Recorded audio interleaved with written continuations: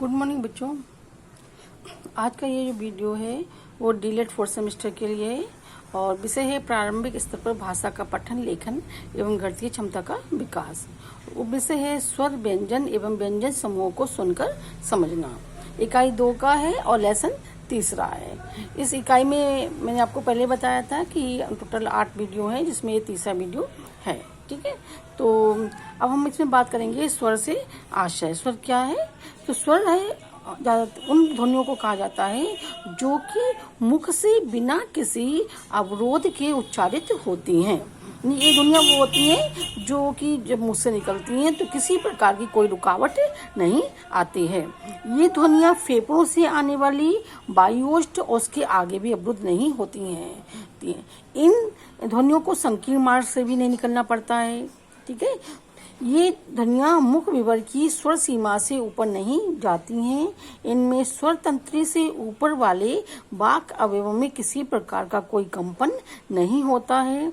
ये साधारणतः घोष ध्वनि होती हैं, परंतु ऐसा होना अनिवार्य नहीं है। तो स्वर में क्या है? तो ये है कि जब भी जो मुख से कोई ध्वनि निकलती है, ध्वनि उच्चारित होती है, तो उसमें किसी प्रकार की कोई रुकावट नहीं आती है। ना तो फेफड़ों से जब वायु बाहर निकलती है तब रुकावट आती है, ना कोई होठों से में रुकावट आती है, और आगे भी किसी भी अंग में कोई भी रुकावट नहीं आती है। और ना ही इन जो ध्वनियों को कोई संकीर्ण मार्ग से निकलना पड़ता है।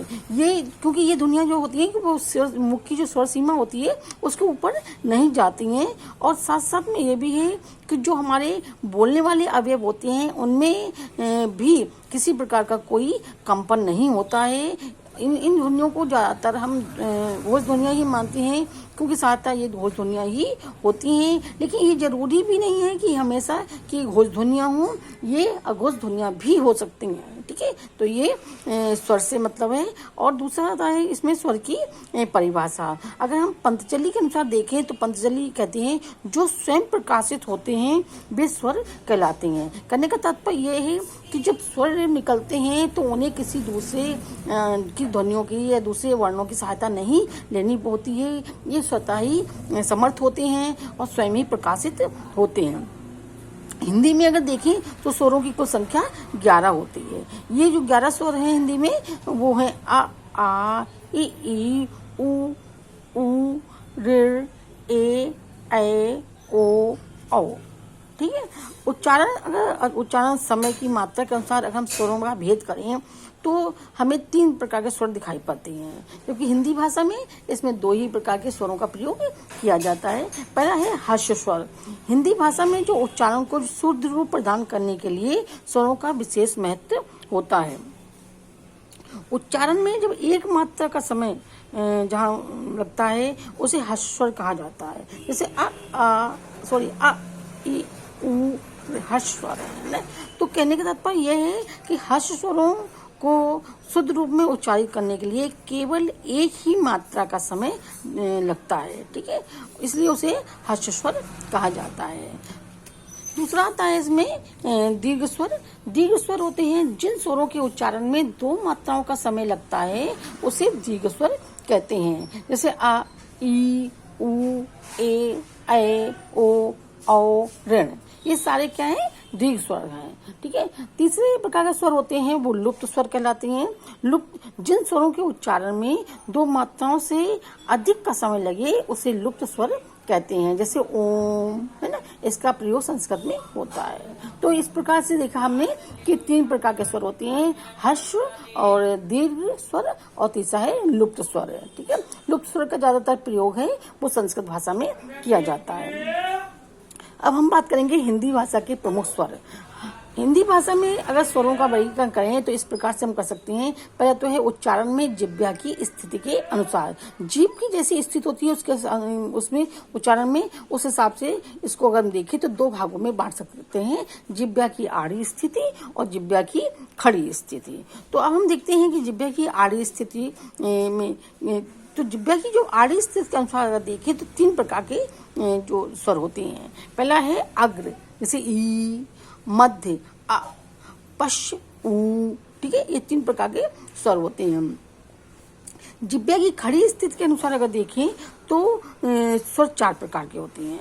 पहला है संवृत, जब मुख द्वार बहुत ही सकरा हो जाए, है ना, लेकिन स्पर्श ना हो, लगभग पूरा बंद हो जाए परंतु स्पर्श ना हो, तो उसे हम संवृत स्वर कहते हैं। जैसे कि ठीक है। दूसरा आता है अर्ध संवृत, जब मुख द्वार है वो आधा बंद हो जाए, ठीक है, जैसे ए। तीसरा है विव्रत, जब मुख द्वार पूरा खुला हो जाए, जैसे आ। चौथा है अर्ध विव्रत, जब मुख द्वार है वो आधा खुला रह जाए, जैसे ओ, ठीक है। तो ये जो जिह्वा की खड़ी स्थिति के हिसाब से मुख्य रूप से 4 प्रकार के स्वर बताए गए हैं। संवृत स्वर, अर्ध संवृत स्वर, विव्रत स्वर और अर्ध विव्रत स्वर, ठीक है। अब हम बात करेंगे कि व्यंजन। अब व्यंजन क्या है, हमने स्वर देख लिया, अब हमें देखना है व्यंजन क्या होते हैं। तो व्यंजन से आशय क्या है, जिन ध्वनियों का उच्चारण करते समय हमारी श्वास है वायु मुख के किसी भाग, जैसे तालु, होठ, दांत, बर्स से टकराकर बाहर आती है, उसको व्यंजन कहते हैं। वस्तुतः व्यंजन वे ध्वनियां हैं जो स्वतंत्र रूप से उच्चारित नहीं हो सकती हैं, ये स्वरों की सहायता से ही उच्चारित होती हैं। तो व्यंजन से तात्पर्य क्या है, पहले तो ये कि व्यंजन है वो स्वतंत्र रूप से उच्चारित नहीं होती हैं। व्यंजन में जो भी ध्वनियां होती हैं वो स्वतंत्र रूप से उच्चारित नहीं होती हैं, इनको उच्चारण में स्वरों की सहायता लेनी पड़ती है। दूसरी बात है, जब भी हम इन ध्वनियों का उच्चारण करते हैं, व्यंजन ध्वनियों का, तो ये जो हमारी सांस है वो सांस की जो वायु होती है मुख के किसी न किसी भाग से टकराती है, जैसे कि चाहे तो वो तालू से टकराए, चाहे होठों से टकराए, दांत से टकराए, बर्स से टकराए, किसी से भी टकराती है, तो उन शब्दों को हम व्यंजन कहते हैं। अब हम देखेंगे व्यंजन की परिभाषा। ब्लॉक और ट्रेडर के अनुसार व्यंजन वो ध्वनि है जिसके उच्चारण में फेफड़ों में आने वाली स्वर तंत्रिका मुख मार्ग से कहीं पूर्णता रोकी जाती है या अत्यंत संकुचित मार्ग से निकलती है, या मुख विवर को स्वर सीमा से हटाते हुए जिह्वा के एक या दोनों ओर से निकलती है, या स्वर तंत्री से ऊपर वाले किसी वाक् अवयव में कंपन पैदा कर देती है। तो इन्होंने ब्लॉक और टेडर ने इसकी स्थितियां बताई हैं कि व्यंजन कब कब हो सकता है, व्यंजन कौन सी ध्वनि है। जैसे कि जब भी हमारे पहली तो एक चीज यही है कि जब भी व्यंजन बोला जाता है तो उसमें से जो भी मुख मार्ग है, जो वायु निकलती है, वो कहीं ना कहीं उसमें अवरुद्धता आ जाती है, कहीं ना कहीं लगता है कि उसमें रुकावट आ गई है। और दूसरी बात ये भी है, ये अत्यंत संकुचित मार्ग से निकलती है, स्वर तंत्री के अत्यंत संकुचित मार्ग से निकलती है। और तीसरा ये है कि जिह्वा को जो स्वर है सीमा से उसे हटाते हुए जिह्वा की या तो एक ओर से निकलती है या दूसरी ओर से निकलती है, या स्वर तंत्र के ऊपर वाले किसी जो वाक् अवयव हैं उनमें किसी न किसी प्रकार की जो कंपन है वो उत्पन्न कर देती है। तो ये वो स्थितियां होती हैं जिसके कारण कोई स्वर है वो बनता है। अब हम बात करेंगे व्यंजन के भेद। व्यंजन को अगर हमने व्यंजन देखा, व्यंजन से आशय क्या था, व्यंजन की परिभाषा। अब व्यंजन की भेद देखते हैं कि व्यंजन के वर्गीकरण के 3 आधार होते हैं, ठीक है। तो 3 आधार कौन कौन से हैं? पहला है उच्चारण स्थान के आधार पर, दूसरा है उच्चारण प्रत्यय के आधार पर, तीसरा है प्राण के आधार पर, है ना। तो सबसे पहले हम देखेंगे उच्चारण स्थान के आधार पर। व्यंजन के उच्चारण स्थान के आधार पर स्वर तंत्र में उत्पन्न घोष के कारण व्यंजन 2 प्रकार के होते हैं। पहला है सघोष, दूसरा है अघोष। सघोष व्यंजन कौन से होते हैं? सघोष व्यंजन के भी 2 भाग होते हैं, ये तो है पूर्ण सघोष, दूसरा है अपूर्ण सघोष, ठीक है। दूसरा इसमें आता है कि उच्चारण प्रत्यय के आधार पर।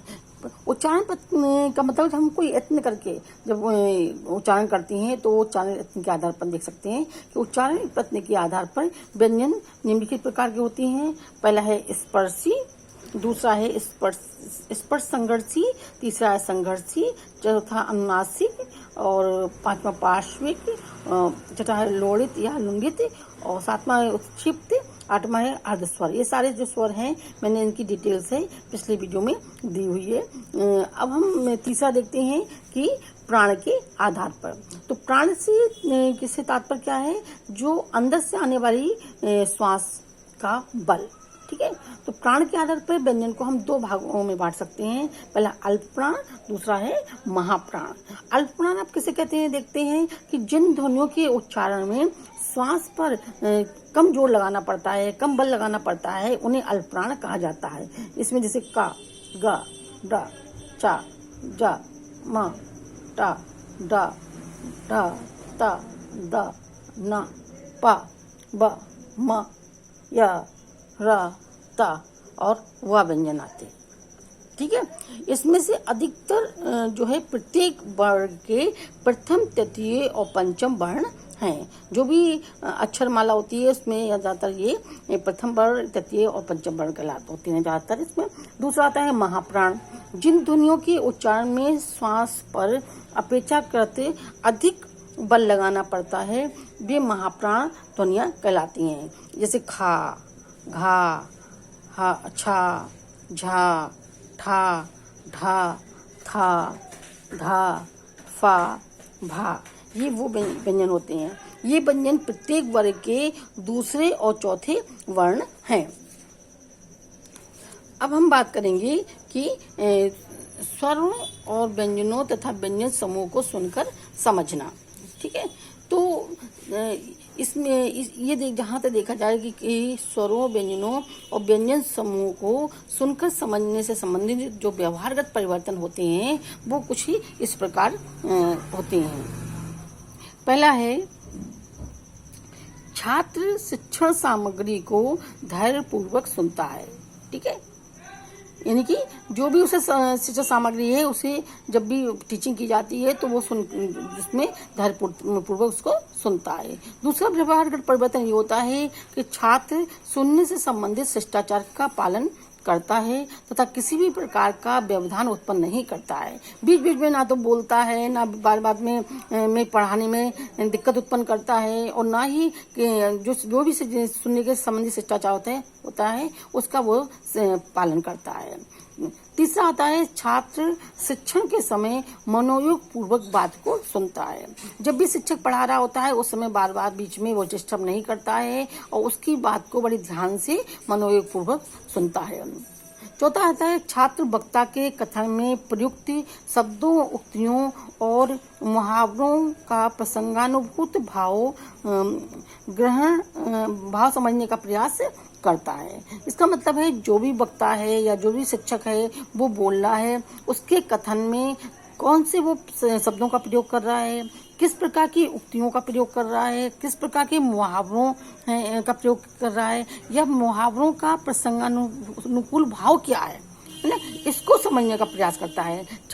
शिक्षक अक्सर पढ़ाते पढ़ाते किसी न किसी मुहावरे का प्रयोग कर देता है। इसका मतलब है उस प्रसंग में उस मुहावरे का क्या भाव है, क्यों शिक्षक उस मुहावरे का प्रयोग कर रहा है, इसको समझने का वो प्रयास करता है। नेक्स्ट आता है, छात्र ऐसी मनोस्थिति बनाए रखता है कि श्रवण की गई बात को समझ सके। तो उसकी जो मनोस्थिति होती है वो सही होती है, धैर्यपूर्वक होती है, और वो बात को जो सुनी गई बात है उसको समझने का प्रयास करता है। नेक्स्ट आता है, छात्र शुद्ध सामग्री में से महत्वपूर्ण विचारों, तथ्यों एवं भावों को चुन सकता है। उसके अंदर छात्र के अंदर ऐसी क्षमता उत्पन्न हो जाती है कि जो भी उसने सुनी हुई है बात है उसमें से वो मुख्य विचार क्या है, मुख्य तथ्य क्या है और मुख्य भाव क्या है, उनको भी वो चयनित कर सकता है।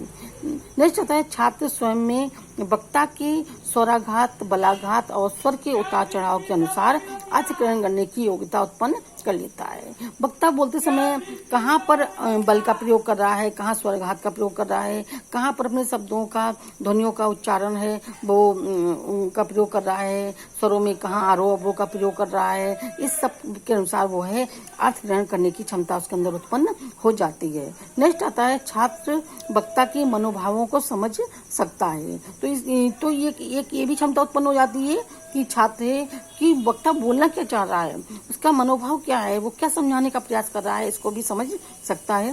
नेक्स्ट आता है, वह वक्ता के अभिव्यक्ति के ढंग को भी समझ सकता है। वक्ता किस तरह से अपनी बात को अभिव्यक्त कर रहा है, किस तरीके से अपनी बात को पेश कर रहा है, इसको भी समझने की क्षमता उसके अंदर उत्पन्न हो जाती है। नेक्स्ट आता है विस्तृत सामग्री के विषय को भी जान सकता है कि इसमें इसके अनुसार अगर देखा जाए तो जो भी छात्र है वो किस विषय पर लेक्चर हो रहा है, क्या सामग्री है, उसमें क्या विषय है, क्या कंटेंट लेकर शिक्षक उसे पढ़ा रहा है या कोई वक्ता पढ़ा रहा है या समझाने का प्रयास कर रहा है, उस विषय को भी जानने की क्षमता का उसमें विकास हो जाता है। वो जान जाता है कि किस विषय से संबंधित बात की जा रही है। धन्यवाद बच्चों।